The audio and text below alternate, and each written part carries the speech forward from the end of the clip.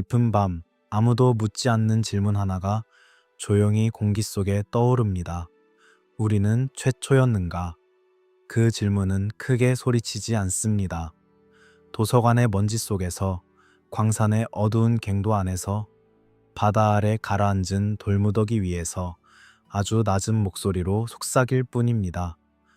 우리가 이 행성에서 처음으로 눈을 뜨고, 처음으로 불을 피우고, 처음으로 별을 올려다보며 이름을 붙인 존재인지를, 그리고 그 질문에 정직하게 답하려 할 때 우리는 뜻밖의 장소에서 멈추게 됩니다. 증거가 없다는 말이 왜 이렇게 어색하게 들리는지 그 이유를 찬찬히 들여다보게 됩니다. 오늘 밤 우리는 그 질문의 문턱에 함께 서 보려 합니다.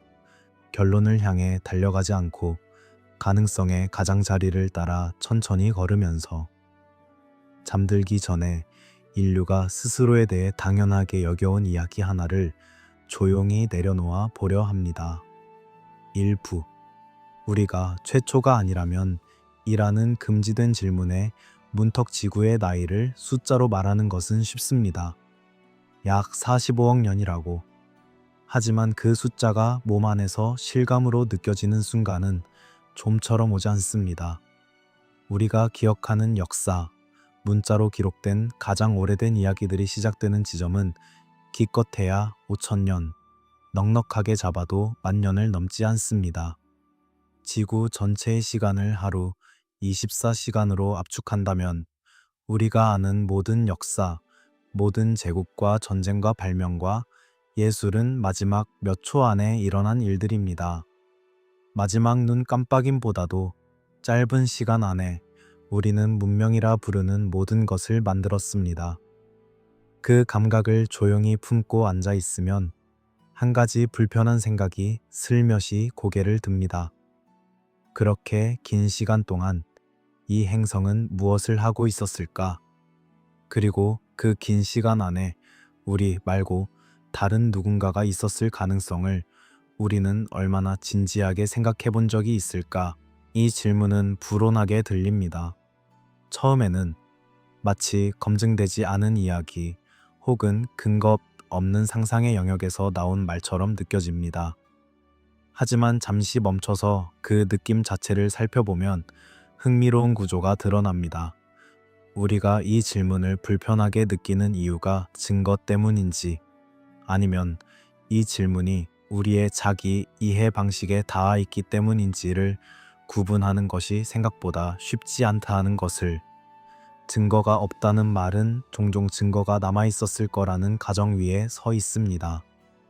우리는 고대 문명의 증거를 찾을 때 도시를 찾습니다. 건축물을 찾습니다. 도자기와 금속과 문자를 찾습니다. 그것들이 없으면 문명이 없었다고 결론 내립니다. 하지만 그 가정은 얼마나 단단한 것일까요?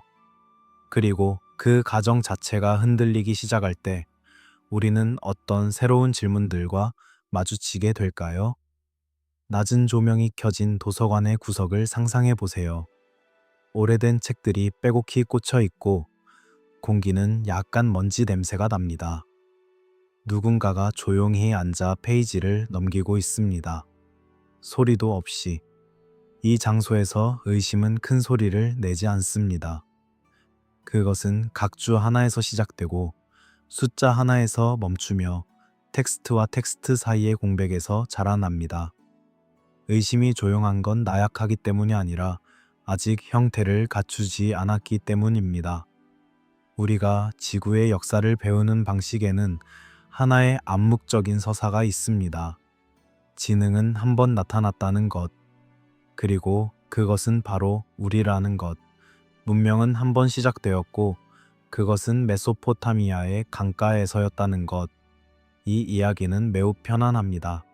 우리가 어디서 왔는지에 대한 명확한 답을 줍니다. 우리의 정체성을 단단하게 붙들어 줍니다. 그리고 우리가 어디로 가고 있는지에 대한 방향도 암시합니다. 진보라는 이름의 방향으로. 하지만 편안한 이야기가 반드시 완전한 이야기는 아닙니다. 그리고 완전하지 않은 이야기가 반드시 거짓인 것도 아닙니다. 다만 우리는 그 이야기가 어떤 가정들 위에 세워져 있는지를 한 번쯤 들여다볼 수 있습니다. 조용하게, 서두르지 않고 선형 진보라는 개념은 근대 이후에 특히 강하게 자리 잡은 사고방식입니다. 인류는 원시에서 시작해 점점 복잡한 기술과 사회 구조를 향해 나아가고 있다는 생각. 그 안에서 과거는 항상 단순하고 현재는 항상 그보다 진보되어 있습니다. 이 그림 안에서는 현재보다 앞서 있었던 과거가 들어설 자리가 없습니다. 그런 과거는 이야기의 문법에 맞지 않기 때문입니다. 그 문법이 얼마나 깊이 우리 안에 새겨져 있는지는 그것에 어긋나는 질문을 처음 접했을 때의 반응을 보면 알 수 있습니다. 즉각적인 거부감, 비과학적이라는 판단, 혹은 그냥 웃어넘기고 싶은 충동. 이 반응 자체가 흥미롭습니다. 왜냐하면 우리는 보통 증거를 먼저 보고 나서 판단하는 것이 이성적이라고 믿기 때문입니다. 하지만 이 경우에는 판단이 먼저 오고 증거 검토가 그 뒤를 따르는 것처럼 보이기도 합니다. 이제 지구 자체의 이야기를 잠시 따라가 보겠습니다. 우리가 발을 딛고 있는 이 땅덩이가 어떤 방식으로 시간을 처리하는지를. 대륙은 움직입니다. 아주 느리게 하지만 확실하게. 지금의 대륙 배치는 수억 년 전과 전혀 달랐습니다. 한때 하나였던 땅이 나뉘었고 나뉘었던 것이 다시 만났습니다. 그 과정에서 옛 지형은 사라지고 새 지형이 생겨났습니다. 해전은 끊임없이 만들어지고 사라집니다. 뜨거운 용암이 중앙 해령에서 솟아올라 새로운 해저를 만들고 그 반대편 끝에서는 해저가 대륙 아래로 밀려 들어가며 지구 내부로 흡수됩니다. 이것을 서비비라고 합니다. 지구는 자신의 기록을 스스로 삼키는 행성입니다. 빗물은 바위를 깎습니다. 강물은 퇴적물을 실어 나릅니다. 빙하는 수킬로미터 두께의 얼음으로 지표를 밀어버립니다. 화산은 모든 것을 용암으로 덮습니다. 이 과정들이 수천만 년, 수억 년 동안 반복되면 지표에 있었던 것들은 지워집니다. 흔적 없이. 자연은 기억을 지우는 기계입니다. 효율적으로, 완벽하게. 그 사실을 알고 나면 조금 다른 방식으로 생각하게 됩니다. 만약 지금으로부터 수천만 년 뒤에 지적 존재가 지구를 탐사한다면 우리 문명의 흔적이 얼마나 남아 있을까? 우리가 자랑스럽게 쌓아올린 것들이 얼마나 오래 버틸 수 있을까? 그 질문을 구체적으로 따라가 보면 답은 생각보다 빠르게 어두워집니다. 인류가 오늘 갑자기 사라진다고 상상해 보세요. 도시는 얼마나 빨리 무너질까요? 나무와 덩굴과 물이 콘크리트와 강철을 얼마나 빠르게 분해할까요? 연구자들에 따르면 도시의 상당 부분은 수백 년 안에 초목에 덮이기 시작합니다. 수천 년이 지나면 지표 구조물의 대부분은 알아보기 어려운 형태가 됩니다. 수만 년이 지나면 우리가 지표에 남긴 것들 중 무엇이 온전히 남아있을지 불분명해집니다. 수백만 년이 지나면 지층의 얇은 화학적 변화 외에는 거의 남지 않을 수 있습니다. 이 시나리오는 공포로 전달되는 것이 아닙니다. 지질학적 상식으로 조용히 받아들여지는 것입니다. 지구의 표면은 보존 장치가 아닙니다. 그것은 재순환 장치입니다. 그렇다면 지능은 무엇을 남기는가? 피라미드나 도시가 아니라 진짜로 오래 살아남는 흔적은 무엇인가? 그것은 물리적 구조물보다는 화학적 서명일 가능성이 높습니다. 동위원소 비율의 변화, 특정 원소의 농도 이상, 퇴적층 안에 새겨진 아주 얇은 선, 기술을 사용하는 존재가 대기와 해양과 지층의 화학 구성을 바꾸는 방식, 그것이 수백만 년 후까지 희미하게 남을 수 있습니다. 그리고 그런 흔적이 이미 발견된 것들이 있다면 어떨까요? 아직 설명되지 않은 이상들이. 주류 과학의 틀 안에서 자연 현상으로 분류되었지만 그 분류가 완전히 편안하지는 않은 것들이 이 시리즈는 그 이상들을 따라갈 것입니다. 결론을 향해 달려가지 않고 각 이상이 실제로 무엇을 보여주는지 그리고 무엇을 보여주지 않는지를 함께 살펴보면서 답을 강요하지 않습니다. 하지만 한 가지 질문은 내내 곁에 둘 것입니다. 우리가 최초라는 것을 정직하게 부정할 수 없는지 아니면 그것이 생각보다 훨씬 어려운 일인지를. 우리가 특별하다는 감각이 흔들릴 때 시간은 오히려 더 깊고 고요해집니다. 그 고요함 속에서 첫 번째 균열을 보러 갑시다. 바위 속에 새겨진 이상을, 지구가 스스로 남긴 가장 오래된 수수께끼 중 하나를, 이 오클로 돌이 기록한 핵분열과 너무 빠른 결론. 아프리카 서부 가봉 공화국의 지하 깊은 곳에 광산이 있습니다. 지표에서 내려갈수록 공기는 달라집니다. 습기가 무겁게 내려앉고 손전등 빛이 닿는 곳마다 검은 광석이 번들거립니다. 우라늄 광석입니다. 이 지역은 피앙가 우라늄 광산으로도 불리지만 지금 우리가 이야기할 장소의 이름은 오클로입니다. 이곳은 단순한 광산이 아닙니다. 지구 자체가 한때 무언가를 했던 장소입니다. 그리고 그 무언가는 우리가 처음 발견했을 때 설명하기가 쉽지 않았습니다. 1972년의 일입니다.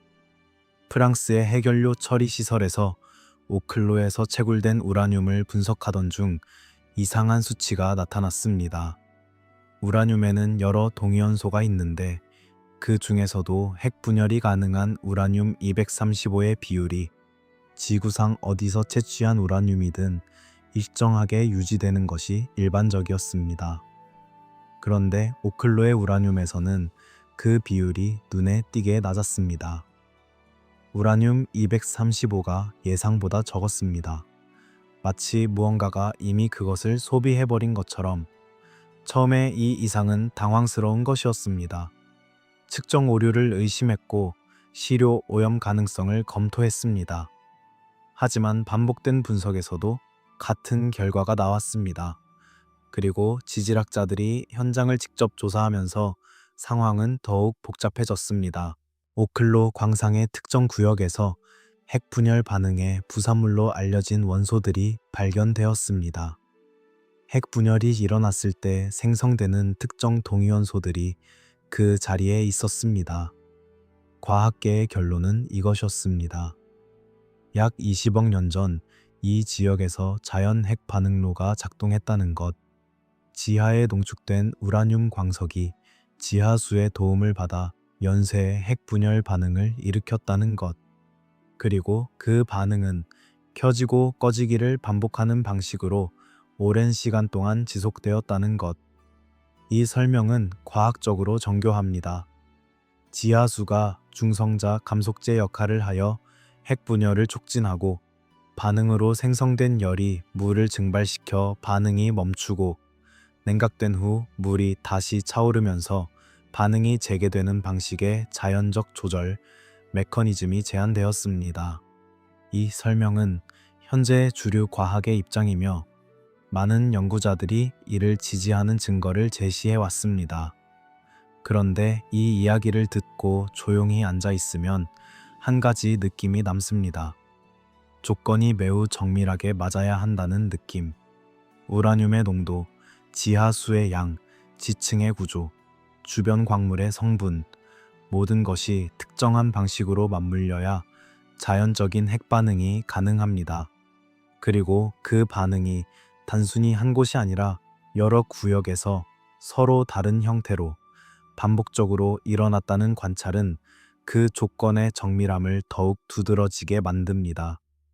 자연이 이것을 만들어냈다고 말하는 것이 불가능하다는 게 아닙니다. 지구는 20억 년이라는 거대한 시간 동안 수없이 많은 우연을 경험했고 그 중에서 이 조건이 충족된 장소가 있을 수 있다는 것은 충분히 가능한 이야기입니다. 하지만 이 특이성, 이 조건의 정밀함은 질문을 부릅니다.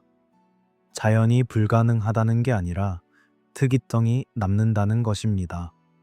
오클로에 대해 이야기할 때 또 하나 언급되는 것이 있습니다. 자료 접근의 문제입니다. 이 광산의 특성상 관련 연구의 일부는 핵 관련 기관들을 통해 이루어졌고 모든 데이터가 공개적으로 접근 가능한 형태로 남아있지는 않다는 이야기가 있습니다. 이것을 단정적인 의미의 은폐라고 말할 수는 없습니다. 핵 관련 물질은 여러 나라에서 민감하게 취급되며 그에 따른 정보 관리는 일반적인 행정 절차일 수 있습니다. 하지만 자료에 대한 접근이 제한될 때 의심이 커진다는 것도 사실입니다. 그것이 음모의 증거가 아니더라도 불확실성의 공간을 넓히는 것만은 분명합니다. 오클로에 대한 또 다른 해석들이 존재합니다. 어떤 사람들은 이것이 단순한 자연 현상이 아니라 의도적인 설계의 흔적일 수 있다고 제안합니다. 발전소가 아니더라도 어떤 물질을 처리하거나 격리하기 위한 구조물이 남긴 흔적일 수 있다는 상상. 이 해석들은 주류 과학이 받아들이지 않는 것들이며 그것은 중요한 사실입니다. 하지만 그 매혹이 왜 생기는지를 이해하는 것은 또 다른 문제입니다. 우리는 왜 이런 해석에 끌리는가? 그것은 단순히 음모론적 성향 때문만은 아닐 것입니다.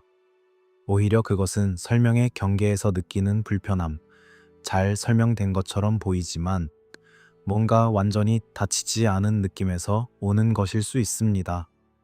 자연 핵반응로라는 설명이 충분히 설득력 있더라도 그 설명이 모든 관찰을 완전히 흡수했는지에 대한 의구심이 남을 수 있습니다. 여기서 우리가 배울 수 있는 질문은 이것입니다. 바위가 우리가 기대하는 시간표를 존중하지 않을 때 우리는 무엇을 기준으로 불가능을 말하는가? 20억 년 전에 핵반응이 일어날 수 있는 조건이 자연적으로 형성되었다는 것을 우리는 현재의 지식으로 말할 수 있습니다. 하지만 20억 년 전에 어떤 존재가 그런 조건을 이해하고 활용했다는 것이 불가능하다고 말할 수 있는 근거는 무엇인가?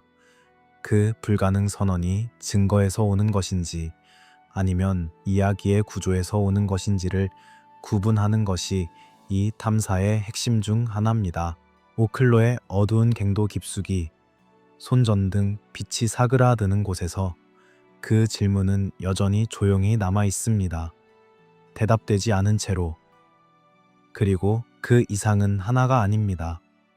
지구 곳곳에서 다른 방식으로 비슷한 불편함이 남아 있습니다.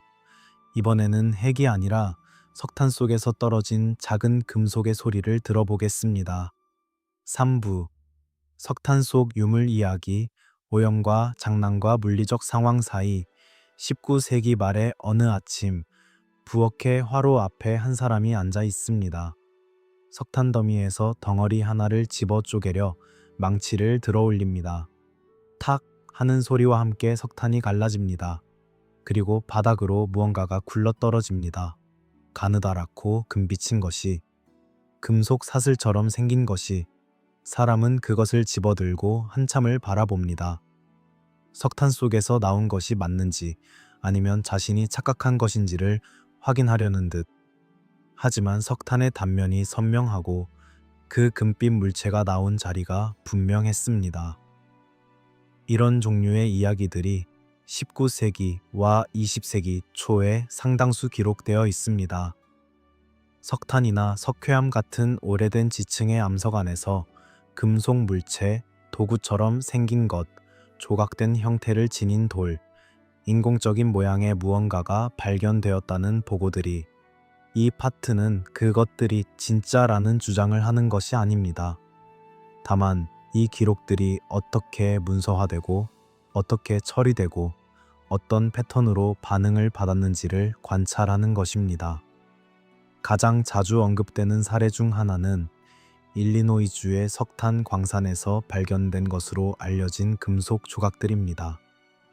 혹은 1891년에 모잡 콜리라는 여성이 직접 경험했다고 알려진 일이 있습니다. 일리노이주 모린에서 석탄 덩어리를 집어 쪼갰을 때 금사슬이 나타났다는 이야기. 지역 신문이 이것을 보도했으며 당시 지질학자들도 이에 대한 의견을 냈습니다.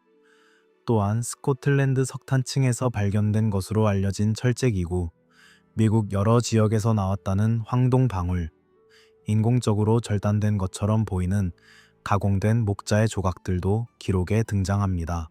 이것들 모두가 진짜라고 말하는 것은 이 이야기의 목적이 아닙니다. 여기서 중요한 것은 과학적 포인트입니다. 석탄은 어떻게 형성되는가? 식물이 쌓이고 그것이 수백만 년에 걸쳐 압력과 열을 받으며 변성됩니다. 석탄층의 연대는 수천만 년에서 수억 년에 걸쳐 있습니다. 만약 어떤 금속 물체가 정말로 석탄층의 내부에서 발견된다면 그것이 후대에 삽입된 것이 아니라는 전제 아래에서 그 물체는 그 석탄층이 형성된 시기에 거기 있었어야 합니다. 그 시기에 금속 가공이 가능했다면 그것은 우리가 알고 있는 역사 전체를 다시 생각하게 만드는 일입니다. 물론 후대 삽입이나 오염 혹은 기록의 오류 같은 설명이 훨씬 더 가능성이 높습니다. 광산 작업 중 현대의 물체가 지층에 박힐 수 있습니다. 누군가가 의도적으로 혹은 비의도적으로 물체를 암석 틈에 집어넣을 수 있습니다. 기억의 오류나 과장이 이야기를 만들어낼 수 있습니다. 이 가능성들은 진지하게 받아들여져야 합니다. 하지만 여기서 한 가지 패턴이 흥미롭습니다. 이런 보고들이 반복적으로 나타날 때 기관들이 그것을 처리하는 방식의 패턴이 있다는 것. 물체는 기관으로 보내지고 때로는 수장고로 들어가며 때로는 보고가 이어지지 않습니다. 이것을 음모로 단정할 필요는 없습니다. 모든 박물관과 연구기관은 수집된 물건들 중 어떤 것을 전시하고 어떤 것을 보관할지 선택합니다. 그 선택은 예산, 공간, 학문적 관련성, 그리고 서사적 일관성 같은 다양한 기준에 의해 이루어집니다. 하지만 이 선택이 쌓이다 보면 특정 종류의 이상들이 공적 기억에서 사라지는 효과가 생깁니다. 은폐가 아니라 선별이지만 그 결과는 비슷한 모양을 띌 수 있습니다. 모든 것이 사기라는 결론과 하나라도 진짜라면이라는 결론 사이에는 넓은 공간이 있습니다. 그 공간을 감정적으로 채우지 않고 논리적인 긴장으로만 유지하는 것이 이 탐사의 방식입니다. 어느 쪽으로도 급하게 달려가지 않으면서 그 긴장이 제기하는 진짜 질문을 바라보는 것. 그 질문은 이것입니다. 우리가 기대하는 흔적의 형태가 무엇이냐는 것. 우리는 도시를 기대합니다. 체계를 기대합니다. 연속성을 기대합니다. 하지만 지질학은 조각만 남길 수 있습니다. 그것도 아주 운이 좋았을 때. 대부분의 경우 지질학은 조각조차 남기지 않습니다. 그것을 알면서도 우리는 석탄 속의 금사슬을 이야기할 때 즉각적으로 불가능이라고 말하는 것이 얼마나 자연스러운 반응인가를 느낍니다. 그 반응의 기원이 어디에 있는지를. 큰 확신은 큰 증거에서 오지만 깊은 시간은 큰 증거를 잘 남기지 않습니다. 이 문장은 두 방향으로 작동합니다. 석탄 속 유물이 진짜일 가능성에 대해서도 그것이 가짜일 가능성에 대해서도 우리가 단단하게 확신할 수 있는 것은 생각보다 적다는 것입니다. 이 이야기들이 사실이든 아니든 공통으로 드러내는 것이 있습니다. 확신의 취약성입니다. 우리가 알고 있다고 생각하는 것의 경계가 어디에 있는지를 다시 살펴보게 만드는 힘이 이 작은 이야기들 안에 있습니다. 부엌 바닥에 굴러떨어진 금빛 사슬 하나가 우리가 쌓아온 이야기의 어딘가를 건드립니다. 소리 없이. 이번에는 더 오래된 암석으로 갑니다. 그리고 완벽하게 평행한 홈이 새겨진 작은 구체들의 이야기로. 사-부. 클레르크스도르프 구체. 자연과 정밀함의 경계선, 남아프리카 공화국의 클레르크스도르프 광산. 이 이름은 특별히 유명한 곳이 아닙니다. 하지만 이 광산에서 수십 년에 걸쳐 반복적으로 특이한 물체들이 발견되었다는 보고가 이어졌습니다. 작은 구체들, 손바닥에 올려놓으면 손 안을 채우는 크기, 표면에는 홈이 있습니다. 그리고 그 홈이 이 이야기의 중심입니다. 이 구체들은 필리타이트라는 암석 안에서 발견된 것으로 알려져 있습니다. 필리타이트는 해저 퇴적물에서 형성되는 암석으로 이 특정 지층은 약 28억 년 전에 형성된 것으로 추정됩니다. 거의 30억 년에 가까운 시간, 그 안에서 나온 구체들은 지름 몇 센티미터 정도의 크기이며 일부는 금속성 광택을 띠고 일부는 더 단단한 재질로 이루어져 있습니다. 그리고 이 구체들 중 일부에서 관찰된 가장 주목받는 특징은 표면을 감싸는 듯한 홈의 형태입니다. 평행하게 배열된 균일해 보이는 홈. 주류 과학은 이 구체들을 자연적 광물 은결체로 설명합니다. 열수작용이나 광물이 결정을 이루는 과정에서 구형 형태가 만들어질 수 있습니다. 자연은 구형을 만들어내는데 놀랍도록 능숙합니다. 공 모양의 돌은 전혀 드문 것이 아닙니다. 각섬석이나 철산 화물 같은 광물이 집적되는 방식에 따라 다양한 형태의 결절이 형성될 수 있습니다. 이 설명은 타당합니다. 그리고 과학적으로 많은 유사 사례들이 알려져 있습니다. 그럼에도 남는 질문이 있습니다. 그 홈이 얼마나 균일한가? 자연적 결절에도 표면에 패턴이 생길 수 있습니다. 하지만 완전히 평행한 홈, 균일한 강역, 그리고 그것이 여러 구체에서 반복적으로 나타난다면 그 설명이 충분히 만족스러운지에 대한 의문이 남을 수 있습니다. 단, 이것이 인공적이라는 증명이 아닙니다. 설명에 난점이 있다는 것입니다. 박물관의 진열장을 상상해 보세요. 어떤 물체들은 잘 보이는 위치에 놓이고 설명 카드가 붙습니다. 어떤 물체들은 정체 모를 호기심이라는 라벨과 함께 관심이 덜한 구석에 자리합니다. 이 분류 방식 자체가 음모가 아니라는 것을 우리는 알고 있습니다. 박물관은 끊임없이 선택을 합니다. 무엇이 주된 서사를 지지하는지, 무엇이 그저 흥미로운 예외인지를 분류하는 과정에서 어떤 것들은 그 서사의 이면으로 밀려납니다. 호기심의 대상이 되어 전시되는 방식은 때로 그 물체의 의미를 무해하게 만드는 효과를 가집니다. 이것은 비난이 아닙니다. 관찰입니다. 이 구체들과 관련하여 전해지는 이야기들 중에는 어떤 연구자가 이것을 연구할 때 구체가 저절로 회전했다는 것 같은 것들이 있습니다. 이런 이야기들은 진위를 확인하기 매우 어렵습니다. 그리고 그것을 사실로 제시하는 것은 이 탐사의 방식이 아닙니다. 다만 이런 이야기가 왜 생기는지를 생각해 볼 수 있습니다. 설명되지 않은 것 주변에는 이야기가 붙습니다. 이야기는 불확실성이 남긴 공간을 채우려는 인간의 자연스러운 반응입니다. 그 이야기가 사실이 아니더라도 그것이 생겨난 이유는 의미 있습니다. 메타 질문을 하나 던져봅니다. 연대가 먼저 결론을 만들고 해석이 그 뒤를 따르는 순간이 있는가? 이 구체가 발견된 지층이 28억 년 전이라는 것이 먼저 확립되면 그 안에서 발견된 모든 것은 그 연대에 맞는 설명을 받아야 합니다. 그 시대에는 인공물이 존재할 수 없다는 가정이 이미 결론으로 작동하고 있다면 그 가정과 충돌하는 관찰은 설명이 되거나 무시되거나 해야 합니다. 이 과정이 과학적으로 올바른 방향일 수도 있습니다. 하지만 그 과정이 얼마나 의식적으로 이루어지는지는 생각해 볼 만합니다. 부드러운 사고 실험을 해보겠습니다. 만약 지능의 흔적이 도시나 도구가 아니라 이상한 정밀함이라면 어떨까요? 완전히 설명되지 않는 균일한 패턴, 자연적으로 가능하지만 특이하게 반복되는 형태들. 우리는 어디까지를 자연이라 부를까요? 그 경계선은 어디에서 그어지는가? 그리고 그 경계선이 증거에서 오는 것인지, 우리가 가진 이야기에서 오는 것인지를 어떻게 구분할 수 있을까요?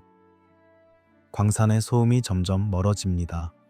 채굴 장비의 진동이 사라지고 암석 가루의 먼지가 가라앉습니다. 박물관의 조용한 복도만이 남습니다. 진열장 안에 작은 구체들이 낮은 조명 아래서 희미하게 빛납니다. 설명 카드에는 자연 결절이라고 쓰여 있습니다. 그 카드 뒤에 있는 질문들은 카드 위에 적혀 있지 않습니다. 이제 가능 혹은 불가능의 문제에서 한 발 물러나겠습니다. 그리고 더 근본적인 질문 앞에 서겠습니다. 우리는 알아차릴 수 있는가? 설령 증거가 존재한다 해도 우리는 그것을 증거로 알아볼 수 있는가? 오후 실루리안 가설, 있었다가 아니라 알 수 있나?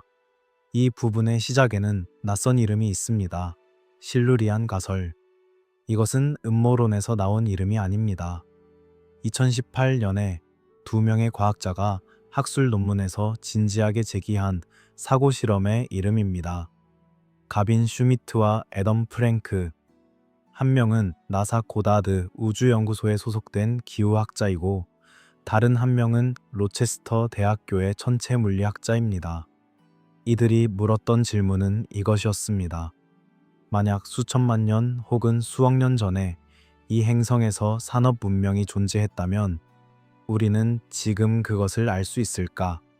이 질문의 틀이 중요합니다. 그들은 고대 문명이 존재했다고 주장한 것이 아닙니다. 그들은 만약 존재했다면이라는 조건 아래서 지질 기록이 무엇을 보여줄 수 있는지를 물었습니다. 그 물음은 존재에 대한 주장이 아니라 탐지 가능성에 대한 질문이었습니다. 그리고 그 질문이 도달한 곳이 불편합니다. 지질 기록은 전체가 아닙니다. 조각입니다. 아주 작은 조각. 지구의 역사 중 퇴적층으로 남아있는 부분, 그리고 그 퇴적층이 침식이나 변성이나 섭입 없이 오늘날까지 살아남은 부분은 처음 있었던 것들의 극히 일부입니다. 지질학자들은 지층을 읽을 수 있지만 그 지층이 처음부터 완전한 기록이 아니라는 것도 알고 있습니다. 시간이 길어질수록 기록은 더 희박해집니다. 더 많은 조각들이 사라집니다. 퇴적물을 생각해 보세요. 강가에서 모래와 진흙이 쌓입니다. 수천 년이 지나면 그것이 암석이 됩니다. 그 암석이 지표에 남아있는 동안 빗물과 바람이 그것을 깎아냅니다. 깎인 물질은 다른 곳에 쌓입니다. 지각 운동으로 암석이 융기하거나 침강합니다. 섭입대에서 해저가 멘틀 속으로 들어갑니다. 화산 활동이 새로운 층을 덮습니다. 이 과정들이 수천만 년, 수억 년 동안 반복되면 처음에 있었던 것들은 얼마나 남을까요? 산업 문명이 남기는 흔적을 생각해 보겠습니다. 우리가 생각하는 것들, 건물, 도로, 기계, 이것들이 얼마나 오래 살아남을 수 있는지를 앞서 이야기했습니다. 수만 년이 지나면 지표 구조물은 거의 사라집니다. 하지만 산업 문명은 단순히 구조물만 남기지 않습니다. 화학적 서명을 남깁니다. 대기 조성을 바꾸고 해양 화학을 변화시키고 특정 원소들의 분포를 바꾸고 자연에서는 잘 나타나지 않는 합성 물질들을 만들어냅니다. 그리고 핵기술을 사용한다면 특정 방사성 동위원소들의 비율을 바꿉니다. 이런 화학적 서명들은 구조물보다 오래 살아남을 수 있습니다. 퇴적층에 새겨진 얇은 선으로, 특정 원소 농도의 이상으로, 동위원소 비율의 변화로.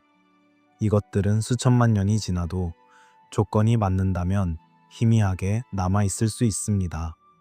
하지만 그것조차 영원하지 않습니다. 시간의 척도가 커질수록 신호는 희미해집니다. 다른 자연 과정들이 그 신호를 흐트러뜨립니다. 그리고 남은 신호가 있다 해도 그것이 지적 존재의 활동에서 온 것인지 자연적 과정에서 온 것인지를 구분하는 것이 점점 더 어려워집니다. 해석은 모호해집니다. 실루리안 가설이 내놓은 핵심 통찰은 이것입니다. 만약 수천만 년 전에 문명이 존재했다면 우리가 그것을 확신 있게 발견할 수 없을 가능성이 높다는 것.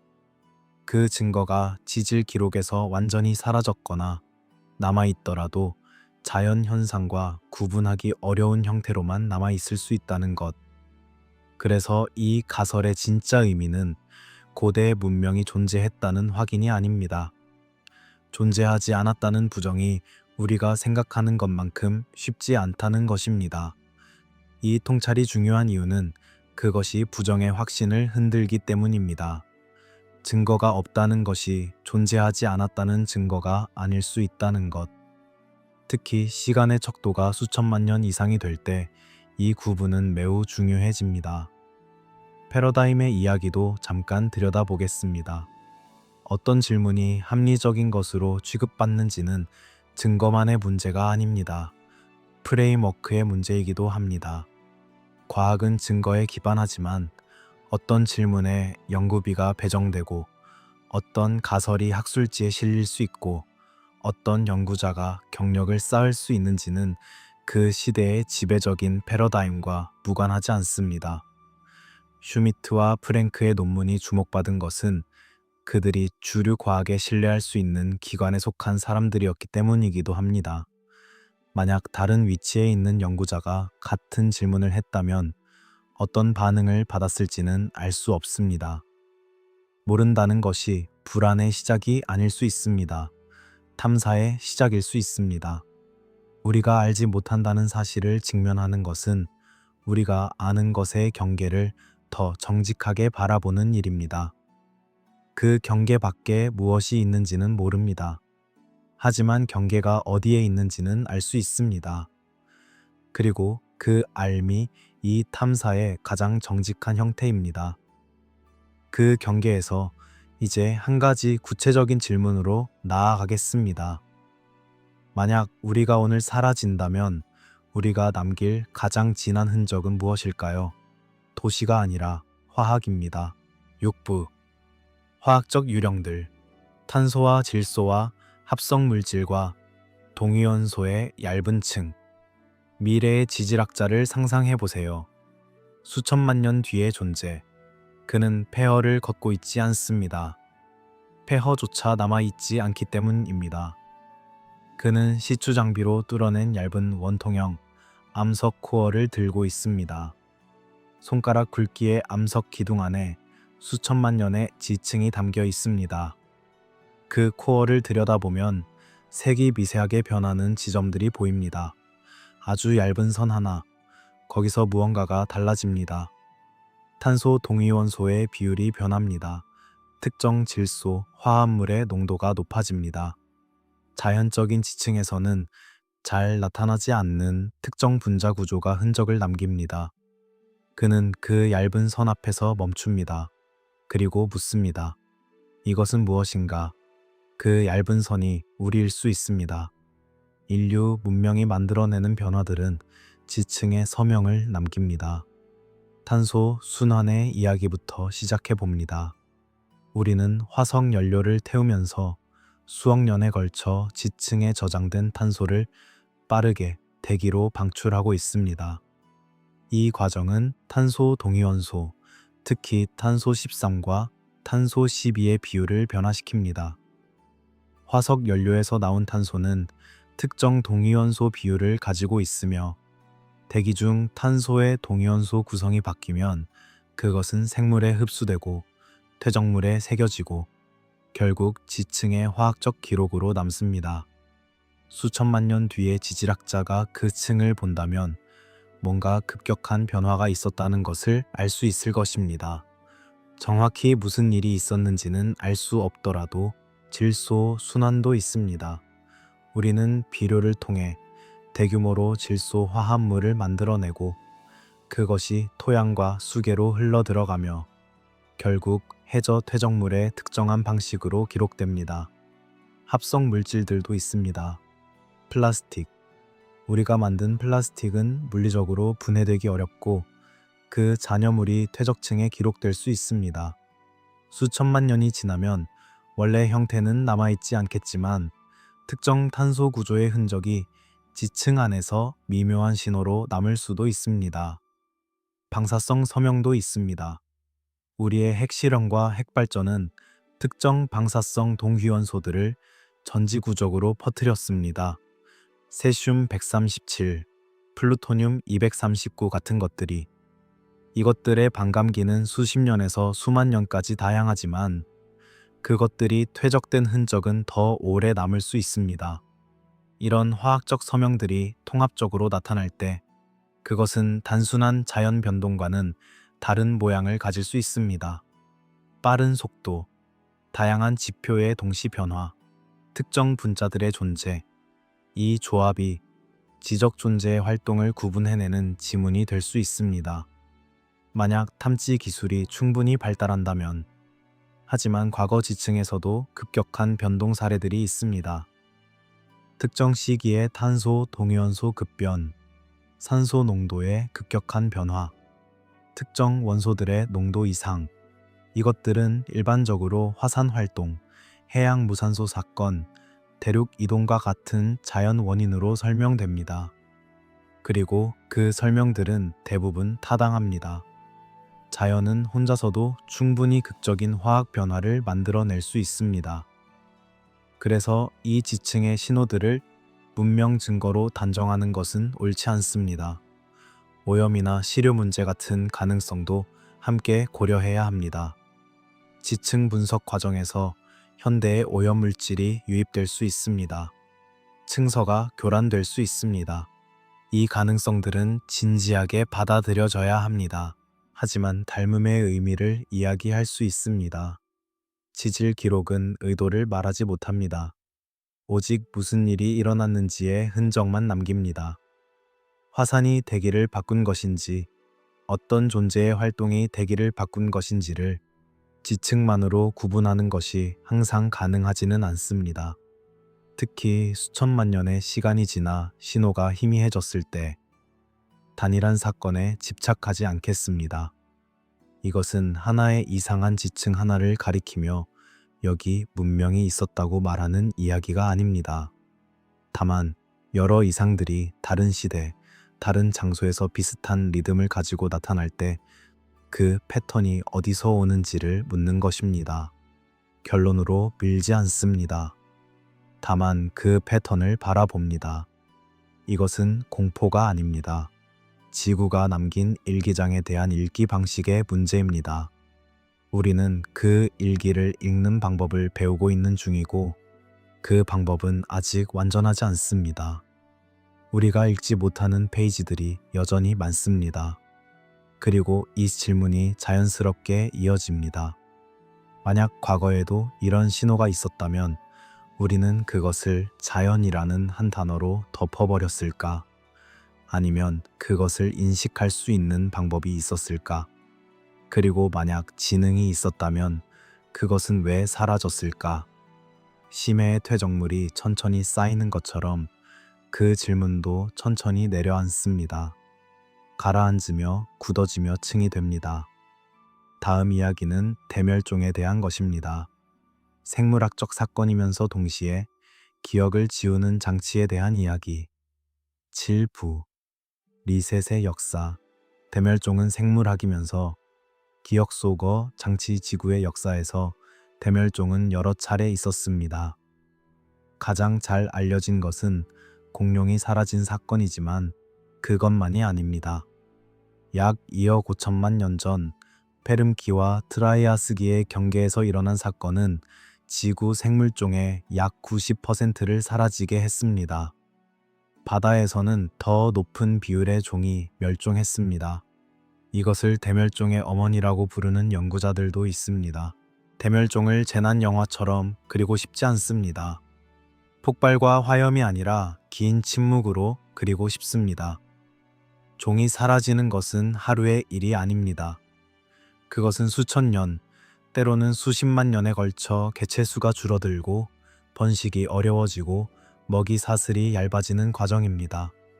먼저 복잡한 생태계가 단순해집니다. 그 다음 단순한 생태계가 무너집니다. 마지막에는 고요합니다. 텅 빈 풍경, 소리 없는 바다. 하지만 우리가 이 부분에서 이야기하려는 것은 생물학보다 조금 다른 차원입니다. 대멸종이 복잡한 체계를 어떻게 무너뜨리는지에 대한 것입니다. 도시, 기술, 정보 체계 같은 것들. 지능이 있는 존재가 만든 복잡한 구조들. 기술은 유지가 끊기면 빠르게 무너집니다. 어떤 기술도 그 자체로 자생적이지 않습니다. 연료가 필요하고 부품이 필요하고 그 부품을 만드는 사람이 필요하고 그 사람을 훈련시키는 시스템이 필요합니다. 이 연쇄가 어느 한 지점에서 끊기면 전체가 천천히 작동을 멈춥니다. 정보는 공동체가 흩어지면 사라집니다. 문자가 있더라도 그것을 읽고 해석하는 사람이 없으면 의미를 잃습니다. 도서관이 있더라도 그것을 유지하고 사용하는 사람이 없으면 결국 건물만 남습니다. 그리고 그 건물도 시간이 지나면 사라집니다. 대멸종은 이 연쇄를 한꺼번에 혹은 매우 빠르게 끊을 수 있습니다. 충분히 광범위한 사건이라면 인구가 급격히 줄고 흩어지고 생존에 집중하게 되면 이전에 유지하던 기술적 복잡성은 빠르게 축소됩니다. 세대가 바뀌면서 기억되지 않는 것은 사라집니다. 여기서 자연적 재난과 기술적 재난이 지층에 남기는 서명의 유사성 이야기로 돌아옵니다. 실루리안 가설에서 논의된 것처럼 지질 기록은 의도를 구분하지 못합니다. 화산 폭발이 만든 지층 변화와 산업 활동이 만든 지층 변화가 비슷한 신호를 남길 수 있습니다. 대멸종과 함께 온 광범위한 화재와 산성화, 그리고 어떤 존재의 기술적 실패가 만든 환경 변화, 그 신호들이 서로 겹칠 수 있습니다.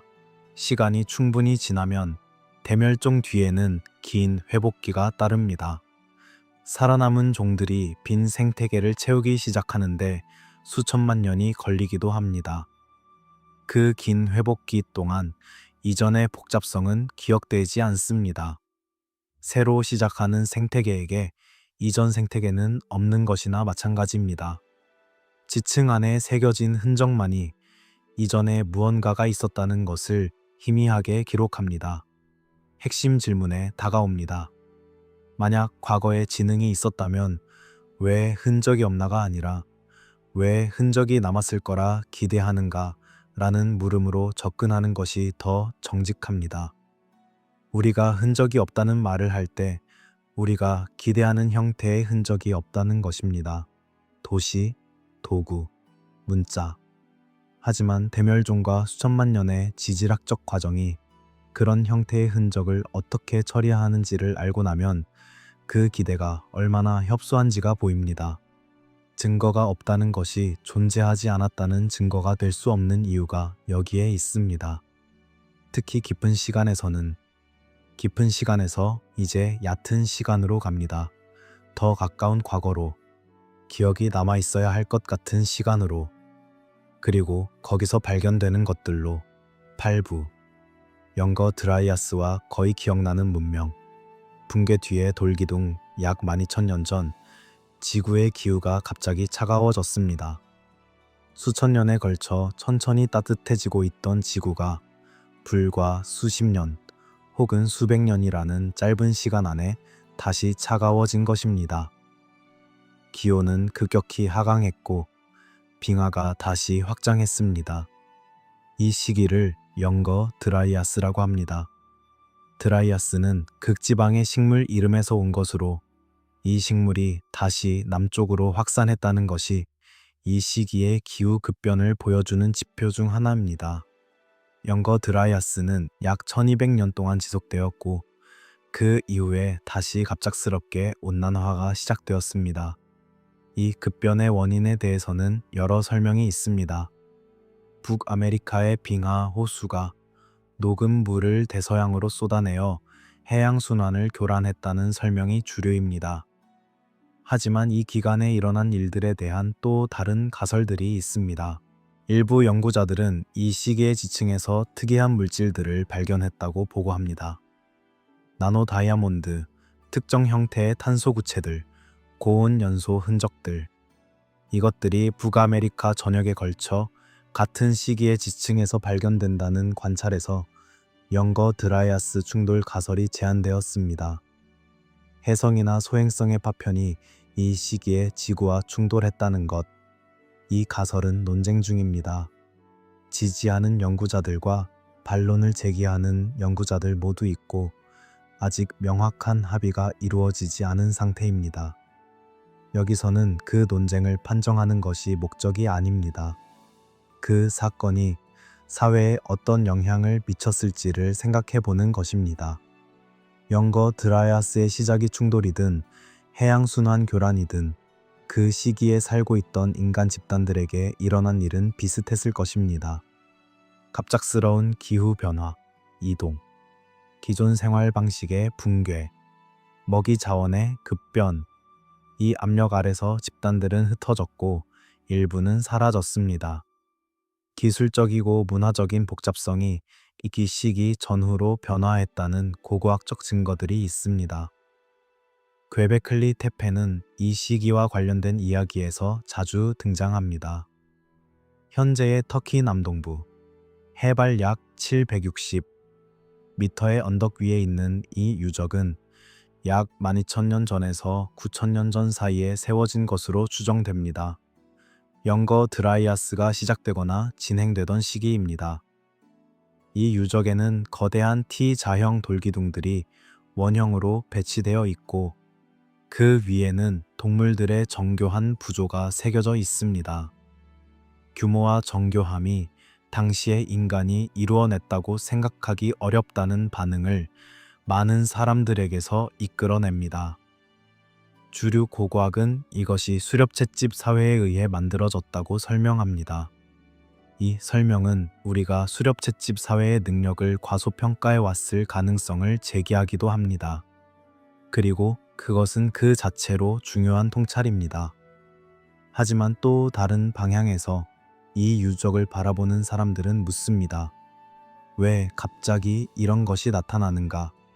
이전에 전통이 있고 그것이 발전하여 여기에 이르렀다는 연속성의 흔적은 어디에 있는가?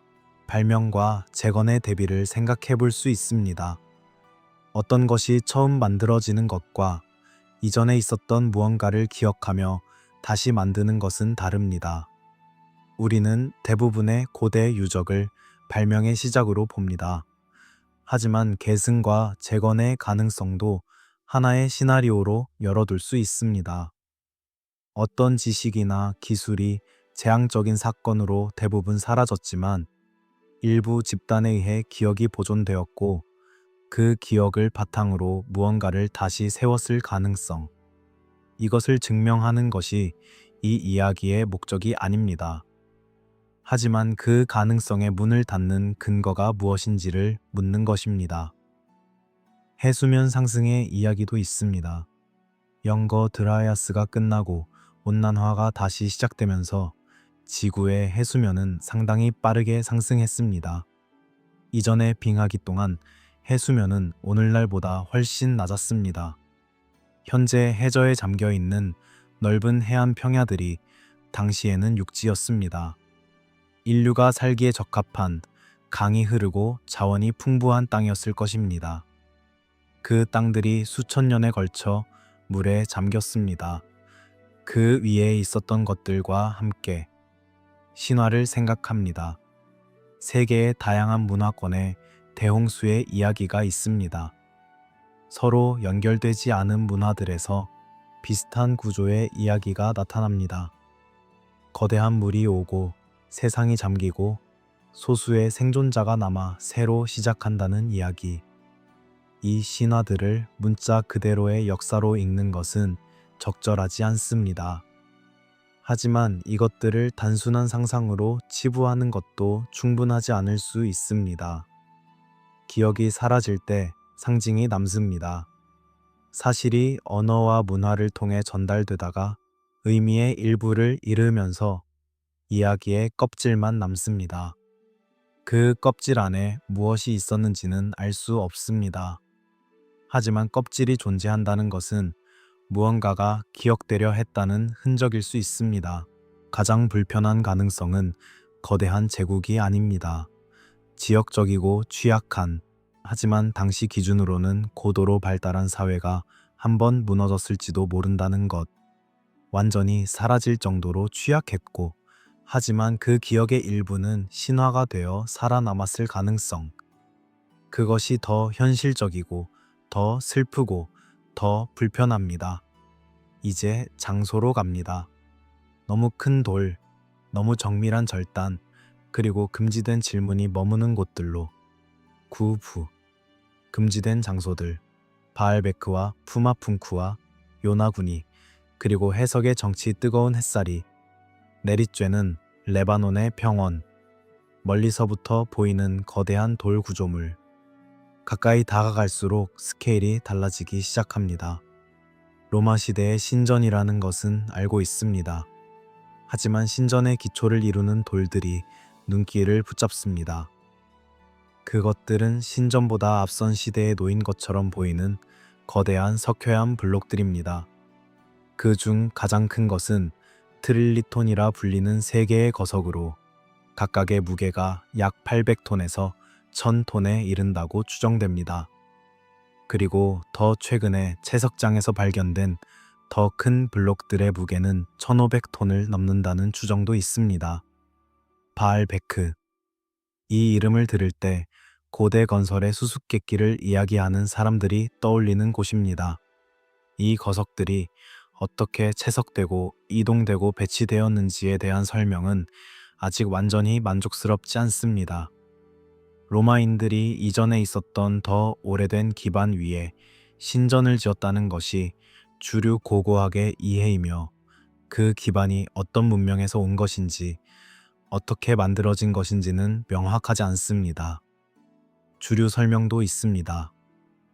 많은 인력, 경사로, 밀기와 당기기, 나무롤러, 복합 도르래 시스템, 이런 방법들로 충분히 무거운 돌을 이동할 수 있다는 실험적 증거들이 있습니다. 그리고 우리는 종종 고대인들의 조직적 능력과 집단적 노동력을 과소평가합니다. 거석 건축이 원시적이라는 생각 자체가 우리의 편견일 수 있습니다. 그럼에도 질문이 남습니다. 1000톤이 넘는 돌을 움직인다는 것이 현대의 대형 장비로도 쉽지 않은 일이라는 것, 그리고 그 이동과 배치의 정밀도가 단순한 필요 이상의 무언가를 요구하는 것처럼 보인다는 것, 이것이 증명이 아니라 설명의 난점으로 남는다는 것을. 볼리비아의 고원, 해발 약 3600m, 산소가 희박한 공기 속에 있는 유적, 푸마풍쿠, 티와나쿠 문명의 유적지 중 하나로 약 1000년에서 1500년 전의 것으로 추정되지만, 일부 연구자들은 더 오래된 시기를 제안하기도 합니다. 이곳의 돌들은 특이합니다. 규모보다는 정밀도 때문입니다. 붉은 사암과 안산암으로 이루어진 블록들이 있습니다. 그 표면에는 직선, 홈, 구멍, 상호 맞물리는 구조가 있습니다. 같은 각도와 같은 깊이의 홈이 반복됩니다. 맞물리는 부분의 정밀도가 높습니다. 이것들이 어떻게 만들어졌는지에 대한 질문은 아직 완전히 해소되지 않았습니다. 금속 도구, 석재 도구, 혹은 연마 기술의 조합으로 만들 수 있다는 설명들이 있고, 일부는 재현 실험을 통해 가능성을 보여주기도 했습니다. 하지만 그 재현이 완전히 같은 정밀도를 보여주는지에 대해서는 여전히 논의가 있습니다. 일본 최남단의 섬, 요나구니 섬 근처의 바닷속. 이곳에서 1986년에 다이버에 의해 발견된 수중 구조물이 있습니다. 계단처럼 보이는 층계, 직선으로 보이는 면, 특정 형태로 보이는 돌의 배열. 이것이 자연 지형인지 인공 구조물인지를 둘러싼 논쟁은 지금도 진행 중입니다. 일본의 지질학자들 사이에서도 의견이 갈립니다. 사암은 자연적으로 직선으로 쪼개지는 성질이 있으며, 파도와 조류의 작용이 특정 형태를 만들어낼 수 있다는 설명이 있습니다. 반면에 전체적인 배치와 특정 구조들이 자연 형성으로 설명하기 어렵다고 주장하는 연구자들도 있습니다. 여기서 핵심은 정답이 아닙니다. 연구의 경계입니다. 어떤 해석은 표준이 되고 어떤 해석은 위험해진다는 것. 학계에서는 어떤 질문을 하느냐에 따라 경력이 달라질 수 있습니다. 연구비는 확인된 패러다임을 지지하는 연구에 더 많이 돌아가는 경향이 있습니다. 동료 심사 과정에서 기존 이해와 충돌하는 주장은 더 높은 기준의 증거를 요구받습니다. 이것이 과학의 보수성이며 그 보수성은 때로 필요합니다. 검증되지 않은 주장이 너무 빨리 받아들여지는 것도 문제가 됩니다. 하지만 그 보수성이 어떤 질문들을 지속적으로 주변으로 밀어내는 효과를 갖는다면 그것도 인식해야 합니다. 음모로 몰지 않고 이것을 제도적 관성으로 설명할 수 있습니다. 안전한 질문이 지원받고 위험한 질문이 주변으로 밀리는 구조. 개별 연구자의 악의 없이도 구조 자체가 특정 종류의 탐구를 어렵게 만들 수 있습니다. 그리고 그 구조를 이해하는 것은 그 구조를 비난하는 것과 다릅니다. 박물관의 현실도 있습니다. 전시되는 것은 일부입니다. 대부분은 수장고에 보관됩니다. 이 선별은 예산의 문제이고 공간의 문제이고 교육적 판단의 문제입니다. 어떤 것이 메인 전시실에 놓이고 어떤 것이 기증품 창고에 가는지는 그 물건에 대한 가치 판단을 반영합니다. 이것이 숨김이 아니라 선별이라는 사실 자체가 이 선별이 일어난다는 사실을 감추지 않습니다. 정리하면 이 장소들을 이야기하는 목적은 선사 기술로 불가능하다는 주장을 하는 것이 아닙니다. 우리가 허용하는 가능성의 창이 얼마나 좁은지를 보는 것입니다. 그 창을 통해 들어오는 것만이 실제가 되고 그 창밖에 있는 것은 음모론이나 의사과학의 영역으로 분류됩니다. 그 경계가 어디에서 왜 그어졌는지를 의식적으로 들여다보는 것이 이 탐사의 의도입니다. 마지막으로 가장 조용하고 가장 불편한 질문 앞에 서겠습니다. 증거가 숨겨진 것이라면 누가 숨겼는가? 혹은 우리가 스스로 보지 못한 것인가? 10부. 숨겨진 증거의 의미. 누군가가 아니라 이야기가 감춘 것. 이야기의 끝에서 음모론을 기대했다면 그것은 이 탐사가 선택하지 않은 방향입니다. 숨김이 반드시 단일한 주체의 의도에서 온다는 가정 자체를 내려놓을 때 더 흥미롭고 더 불편한 이야기가 나타납니다. 지식은 필터링 됩니다. 이것은 음모가 아니라 구조입니다. 대학은 무엇을 가르칠지 선택합니다. 학술지는 어떤 논문을 심사에 통과시킬지 결정합니다. 연구비는 어떤 프로젝트에 배정될지 심의 됩니다. 박물관은 무엇을 전시하고 무엇을 수장고에 둘지를 고릅니다. 교과서는 어떤 서사를 중심에 두고 어떤 것을 각주로 남길지를 편집합니다. 이 모든 선택들은 개별적으로는 합리적인 이유를 가지고 있습니다. 하지만 그 선택들이 특정한 방향으로 일관되게 쌓일 때 집합적인 효과가 생깁니다. 어떤 이야기가 표준 서사가 되면 그것과 충돌하는 증거들은 더 높은 기준의 검증을 요구받습니다. 그것 자체는 올바른 과학적 태도입니다. 하지만 그 요구가 적용되는 방식이 균일하지 않을 때 특정 종류의 이상들이 검토 없이 기각될 수 있습니다. 처리하기 불편한 것들이 오염으로, 오류로 혹은 의사과학으로 분류되는 방식이 때로 지나치게 빠를 수 있습니다. 이것이 악의에서 오는 것이 아니더라도 그 효과는 특정 질문들을 공적 논의에서 배제하는 것이 됩니다. 진보 서사의 취약점을 이야기해야 합니다. 우리는 인류가 원시에서 복잡성으로 나아가고 있다는 이야기에 깊이 투자되어 있습니다. 이 이야기 안에서 과거는 항상 덜 발달해 있었고 현재는 항상 더 나아가 있습니다. 만약 과거에 지능이 있었다가 사라졌다면 그 이야기에 무슨 일이 생길까요? 기술과 지능이 곧 생존을 보장하지 않는다는 생각이 들어오게 됩니다. 진보는 선형적이지 않을 수 있습니다. 그리고 우리가 현재 가고 있는 방향이 반드시 안전하다는 보장이 사라집니다. 이것이 이 가능성을 받아들이기 어렵게 만드는 가장 깊은 이유일 수 있습니다. 지적 불편함이 아니라 심리적 불안입니다. 인간 예외주의를 부드럽게 내려놓는 이야기도 있습니다. 우리가 이 행성에서 최초의 지적 존재라는 생각은 우리를 특별하게 만듭니다. 그 특별함이 흔들리면 우리는 작아지는 것처럼 느낍니다. 하지만 다른 방향으로 생각할 수도 있습니다. 우리가 최초가 아닐 수 있다는 생각은 우리의 책임을 작게 만드는 것이 아니라 크게 만들 수 있습니다.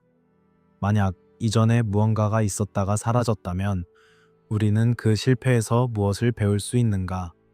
그리고 우리 자신이 같은 방식으로 사라지지 않으려면 무엇이 달라야 하는가? 이 질문들은 우리를 작게 만드는 것이 아니라 더 진지하게 만듭니다. 신화의 역할로 돌아옵니다. 사실이 사라질 때 상징이 남습니다. 황금 시대의 이야기, 잃어버린 낙원, 하늘에서 내려온 스승들, 대홍수에서 살아남은 자들. 이 서사들은 세계 곳곳에서 나타납니다. 서로 연결되지 않은 문화들에서 비슷한 구조를 가진 이야기들이 나타난다는 것이 흥미롭습니다. 이것들을 역사 기록으로 읽는 것은 방법론적으로 위험합니다. 하지만 이것들이 어떤 집단적 기억의 압축일 수 있다는 가능성을 완전히 닫을 필요도 없습니다. 이야기는 기억이 통과하는 가장 오래된 매체입니다. 숫자와 날짜는 사라져도 이야기의 형태는 남습니다. 핵심 결론은 단정이 아닌 질문입니다. 우리가 최초인지를 증명하기보다 최초가 아니었다는 것을 정직하게 부정할 수 있는지가 더 어렵습니다. 그 부정이 가능하려면 증거가 있어야 합니다. 그 증거가 없다는 것이 부재의 증거인지 아니면 우리의 탐지 능력과 탐지 의지의 한계인지를 구분하는 것이 먼저입니다. 그리고 지금까지 우리가 함께 걸어온 이야기들은 그 구분이 생각보다 쉽지 않다는 것을 보여주었습니다. 현재로의 거울을 들어봅니다. 우리도 행성의 화학을 바꾸고 있습니다. 탄소 동위원소를 변화시키고 질소 순환을 교란하고 자연에 존재하지 않는 분자들을 만들어내고 있습니다. 미래의 지질학자가 코어 샘플을 들여다보면 우리가 남긴 얇은 선을 발견할 것입니다. 급격한 화학 변화의 흔적. 그 선이 무엇을 의미하는지를 그들이 알 수 있을지는 알 수 없습니다. 하지만 그 선은 남을 것입니다. 우리가 여기 있었다는 흔적으로.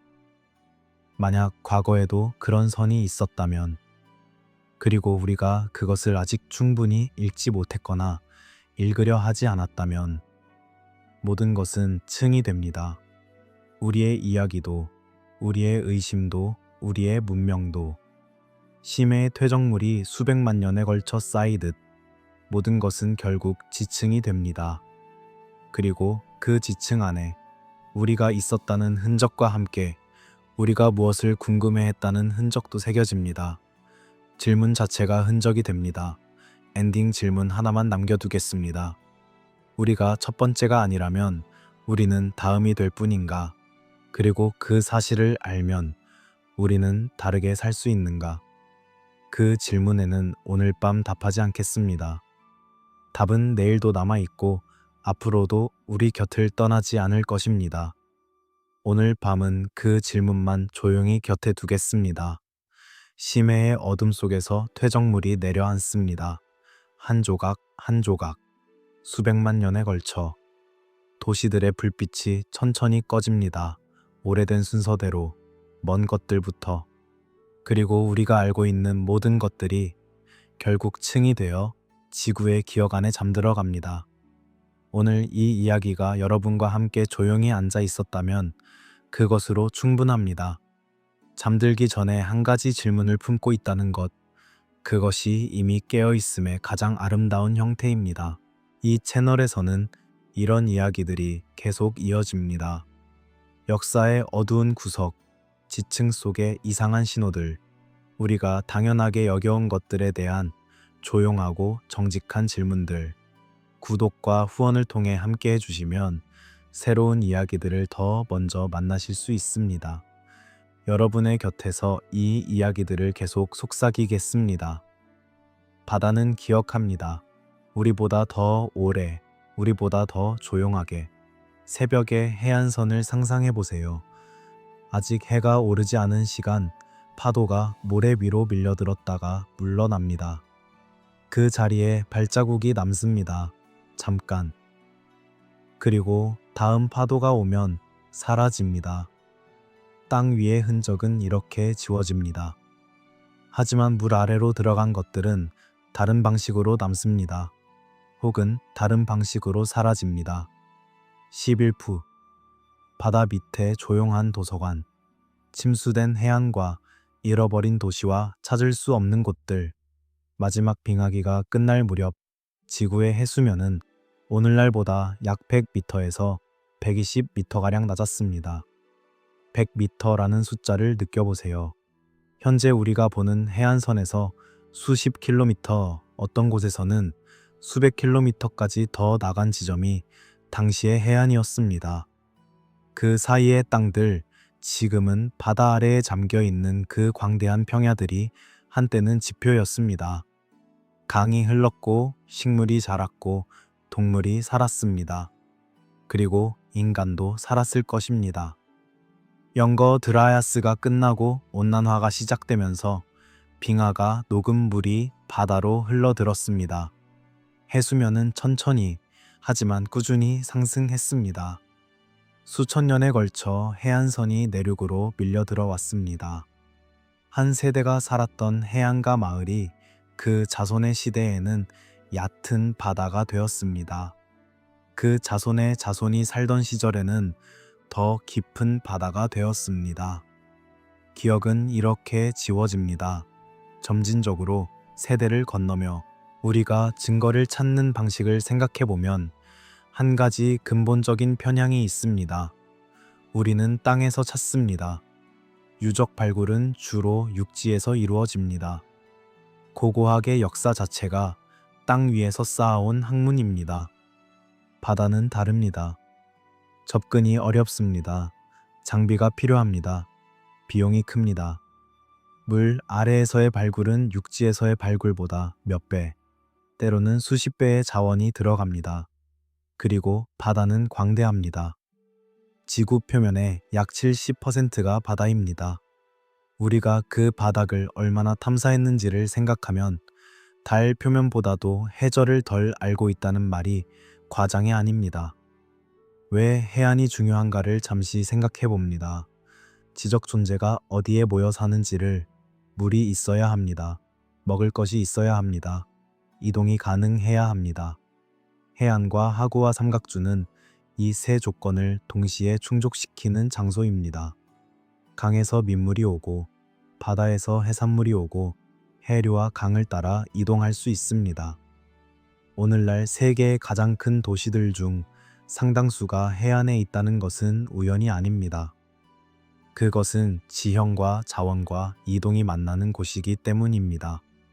그렇다면 과거의 정착지들, 어떤 문명의 흔적이 있다면 그것이 어디에 있을 가능성이 가장 높은가? 바로 지금 바다 아래에 잠겨 있는 곳들입니다. 잠수정의 조명이 해저를 비추는 장면을 그려봅니다. 느리게 움직이는 빛 속에서 형태들이 드러납니다. 하지만 그 형태가 무엇인지 즉각 알 수 없습니다. 음향 탐사 화면에서 이상한 구조물처럼 보이는 윤곽이 나타납니다.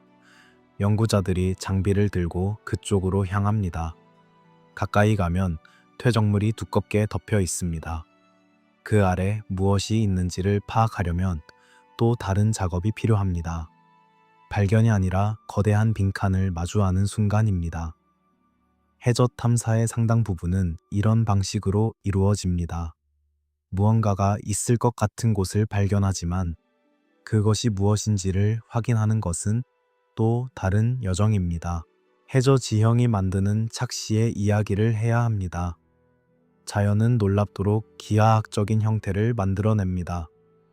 수직으로 쪼개지는 암석, 규칙적인 강역으로 형성되는 균열, 파도와 조류가 만드는 테라스 구조, 생물들이 쌓아올리는 산호 구조물.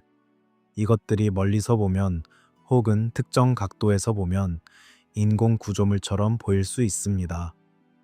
요나군이 섬 근처의 수중 구조물에 대한 논쟁이 아직도 해결되지 않은 이유 중 하나가 이것입니다.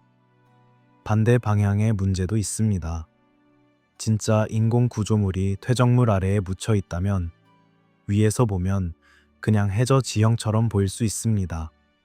수천 년의 퇴적이 쌓이면 직선과 곡선의 경계가 모호해집니다. 형태가 사라집니다. 해석의 양면성이 여기에 있습니다. 침수는 단절이 아니라 필터입니다. 이 관점을 잠시 들여다봅니다. 바다가 모든 것을 지우는 것이 아닙니다. 어떤 것은 보존하고, 어떤 것은 변형하고, 어떤 것은 숨깁니다. 모래가 덮이면 산소가 차단되어 유기물이 보존될 수 있습니다. 점토층이 형성되면 그 아래의 구조가 안정될 수 있습니다. 산호가 자라면 돌의 형태가 바뀝니다. 생물막이 형성되면 표면이 달라집니다. 바다 아래에는 이런 층들이 겹겹이 쌓여 있습니다. 그 안에 무엇이 있는지는 들여다보기 전까지는 알 수 없습니다. 그리고 우리는 그 대부분을 아직 들여다보지 않았습니다. 바다의 시간 감각은 독특합니다. 조류와 퇴적은 느립니다. 수천 년에 걸쳐 천천히 쌓입니다. 하지만 폭풍과 강한 해류는 순간적으로 모든 것을 바꿀 수 있습니다. 지층에서 보이는 기록이 연속이 아니라 사건으로 남는다는 느낌이 여기에서 옵니다. 평온한 시간의 느린 퇴적 위에 격렬한 사건의 갑작스러운 흔적이 얹힙니다. 그 안에서 무언가를 읽으려 할 때 우리는 어느 것이 일상이고 어느 것이 예외인지를 구분해야 합니다. 그 구분이 항상 쉽지는 않습니다. 그래서 이 모든 이야기가 도달하는 성찰은 이것입니다. 우리가 찾는 것은 돌이 아니라 돌 사이의 빈틈일지도 모릅니다. 우리가 발견하지 못한 것들이 발견하기 어려운 곳에 있을 수 있습니다. 바다 아래, 퇴적물 아래, 우리가 보낼 수 있는 장비의 한계 너머에, 그리고 그 빈틈이 증거의 부재가 아니라 아직 탐색하지 않은 공간일 수 있다는 것을. 이제 흔적은 더 작아집니다. 돌이나 금속이 아니라 언어 이전의 표식으로, 지도가 생기기 전의 좌표로, 별과 방향과 바람의 기억으로 만들어진 가장 오래된 형태의 지식으로, 12부, 기억의 기술, 지도 이전의 항해와 하늘의 좌표와 신화 속 압축된 데이터 밤하늘을 올려다봅니다. 구름 한 점 없는 밤, 별들이 선명합니다. 수천 년 전에도 이 별들은 거기 있었습니다. 수만 년 전에도. 위치가 조금씩 달라졌지만 별들은 있었습니다.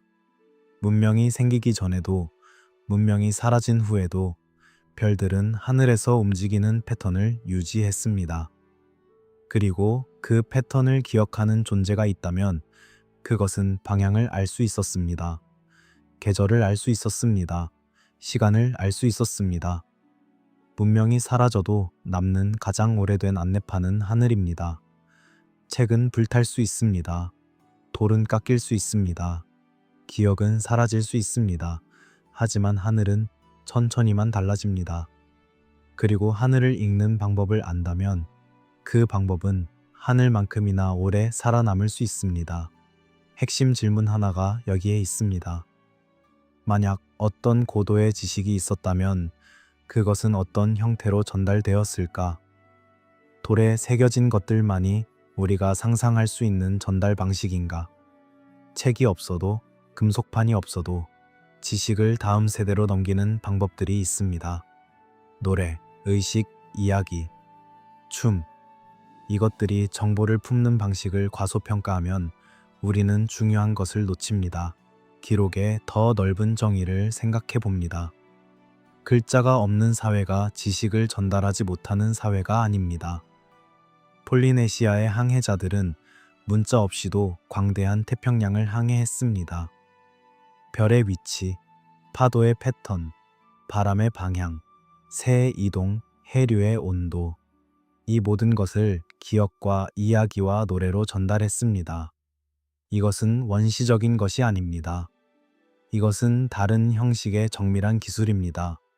수천 킬로미터의 바다를 지도 없이 건너는 것은 우리가 GPS로 내비게이션을 보는 것과 다른 방식의, 하지만 그에 못지않은 정확성을 가진 항해입니다. 신화를 사실 주장으로 읽는 것이 아니라 정보의 압축 방식으로 읽는 시각을 들여다봅니다. 대홍수의 이야기가 세계의 여러 문화에서 나타납니다. 하늘에 불이 내려오는 이야기가 있습니다. 사라진 땅의 이야기가 있습니다. 살아남은 소수가 새로운 세상을 시작하는 이야기가 있습니다. 이 반복 모티프들이 왜 서로 연결되지 않은 문화들에서 나타나는지를 설명하는 방법은 여러 가지입니다. 인류 심리의 보편적인 패턴이 비슷한 이야기를 만들어낸다는 설명이 있습니다. 실제로 경험한 환경적 사건들, 해수면 상승이나 기후 변화나 자연재해, 이 기억이 이야기의 형태로 남았다는 설명도 있습니다. 이 두 가능성은 서로를 배제하지 않습니다. 그리고 두 번째 가능성이 포함될 여지가 완전히 닫혀 있지 않습니다. 고급 기술을 금속 기계나 전기로 상상하지 않겠습니다. 더 현실적이고 더 근본적인 기술들이 있습니다. 정확한 천문 관측, 긴 주기의 달력, 방향 감각과 지도 작성, 대규모 인력의 조직과 협업, 식물의 재배와 동물의 길들임, 독의 추출과 약의 조제, 이런 것들은 화석 연료나 정의 없이도 가능한 기술이지만 결코 단순하지 않습니다. 그리고 이런 기술들이 충분히 발달한 사회가 존재했다가 사라졌다면 그것이 지층에 무엇을 남겼을지는 우리가 기대하는 것보다 훨씬 적을 수 있습니다. 괵베클리 테페를 다시 불러옵니다. 그 거대한 T자형 기둥들이 반드시 기계 문명의 산물이어야 할 필요는 없습니다. 하지만 그것들은 다른 무언가를 분명히 보여줍니다. 수백 명 혹은 더 많은 사람들을 한 곳에 모아 공통의 목표를 위해 움직이게 만드는 사회적 구조. 어디서 어떤 돌을 가져와서 어떻게 쓸지를 계획하고 실행하는 능력. 기둥 위에 새겨진 동물들의 정교한 구조가 담고 있는 상징 체계. 이것들은 기술보다 먼저 존재하는 것들의 증거입니다. 조직, 상징, 계획, 기억. 이것들이 있었다는 것은 어떤 복잡한 지식 전달 체계도 함께 있었을 가능성을 열어둡니다. 사라짐의 메커니즘을 다시 상기합니다. 공동체가 흩어지면 가장 먼저 사라지는 것은 도구가 아닙니다. 정확한 의미입니다. 기호는 남을 수 있습니다. 벽화는 수만 년을 버팁니다. 하지만 그 기호가 무엇을 뜻하는지, 그 벽화가 어떻게 읽혀야 하는지를 아는 사람이 없어지면 기호는 그저 선이 됩니다. 벽화는 그저 그림이 됩니다. 언어가 사라질 때 문자도 함께 사라집니다. 우리가 해독하지 못하는 문자들이 여전히 있습니다. 그것들이 무엇을 말하는지 우리는 모릅니다. 어쩌면 그 중에 우리가 찾고 있는 것들이 있을지도 모릅니다. 읽는 법을 잃어버린 채로 촛불이 흔들리는 방, 석회암 벽에 새겨진 반복 문양들을 상상해 봅니다. 손끝으로 홈을 따라가 봅니다. 규칙적입니다. 무언가를 나타내는 것처럼 보입니다. 하지만 우리는 그것이 무엇인지를 알 수 없습니다. 장식인지, 기록인지, 지도인지, 기도인지. 그 형태가 남아 있어도 의미는 사라졌습니다. 우리는 읽는 법을 잃었습니다. 혹은 처음부터 읽는 법을 배운 적이 없습니다. 그리고 그것이 중요한 무언가를 담고 있었다면 그 무언가는 그 홈 안에 아직 있습니다. 우리의 이해 바깥에 숨겨진 증거의 마지막 재정의에 다다릅니다. 누군가가 숨긴 것이 아닐 수 있습니다. 시간이 분해했고 우리가 읽는 방법을 모른 채 지나쳤을 가능성. 어쩌면 우리는 이미 그 증거들을 보았을 수 있습니다. 바다 아래의 지형으로, 암석 속의 이상한 물체로, 신화의 반복 모티프로, 해독되지 않은 문자로, 자연인지 인공인지 모를 홈으로. 그리고 우리는 그것들을 자연이라는 말로, 의식이라는 말로, 오류라는 말로 분류하고 지나왔습니다. 숨긴 것은 단일한 주체가 아닐 수 있습니다.